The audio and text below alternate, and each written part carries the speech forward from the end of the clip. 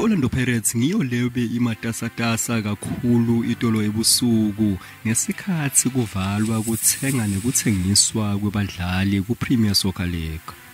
Imemedele kuthi seyithenge indaba ithethwa ndlondlo loneminyaka lengama-27 lobe angukapteni weMarumo Gallants. Ndlondlo wasita eGallants ukuthi ifinyelele kumancamu ku-Nedbank Cup kule season lesibuya kuyo njengoba behlulwa iMamelodi Sundowns.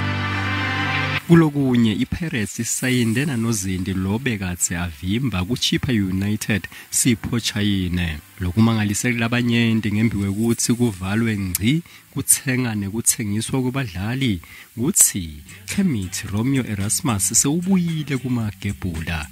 Phela Erasmus wadlalela iPirates nga-2013 kuya ku-2016 ngembiwe ukuthi ahambe ayemshiya lowa. Usayinde sivumelwano seminyaka lemibili namagebhula.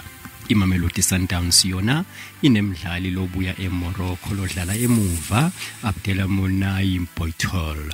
Bese kuthi umdlali lobe asihlabani kusizini lefile Laila K lobe agijima kuMamelodi Sundowns sewuthethwe eCape Town City lembolekile. Mina ke ngingumduduzi Ndlovu leti tindzaba te SABC eJozi.